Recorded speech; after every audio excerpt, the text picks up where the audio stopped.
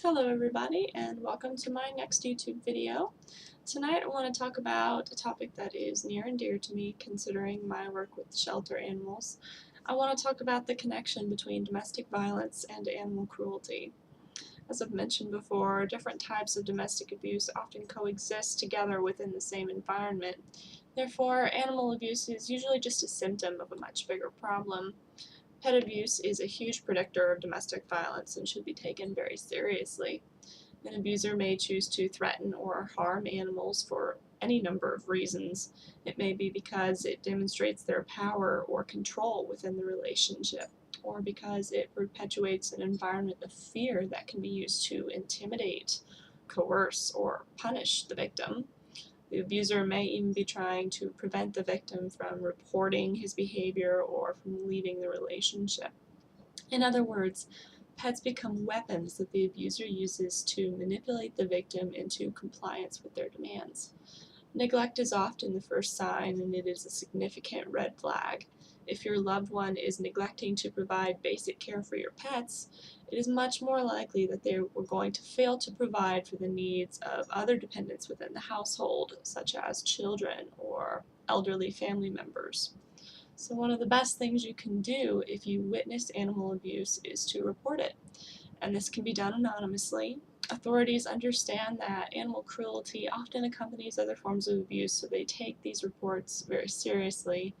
Animal cruelty investigations frequently expose other forms of domestic abuse, which is good because many victims choose to stay in abusive relationships because they fear for the safety of the animals that they are leaving behind. Therefore, exposure is often a big step toward getting help. But if you are in an abusive relationship and you currently fear for the lives of your pets, there are some precautions that you can take in order to help ensure their safety. It's a good idea to make sure that your pets are up to date on all the vaccinations and licensure in case you have to travel. Make sure those records are in your name in order to prove ownership. Also, have an evacuation plan ready in the case of an emergency. Write down the number for a local pet-friendly hotel or perhaps a pet boarding facility, and make sure you have the appropriate paperwork and provisions set aside in case of a sudden departure. If you can't take your pets with you, don't leave them with the abuser.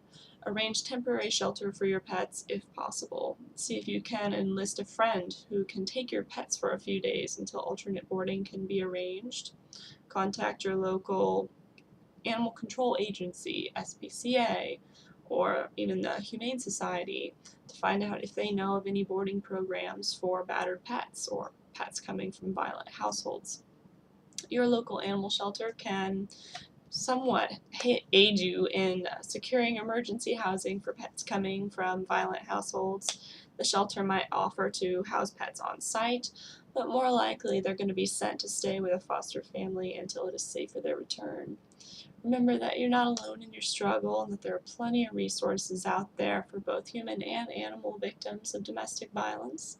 All you have to do is ask. So that's all for now, and have a good night.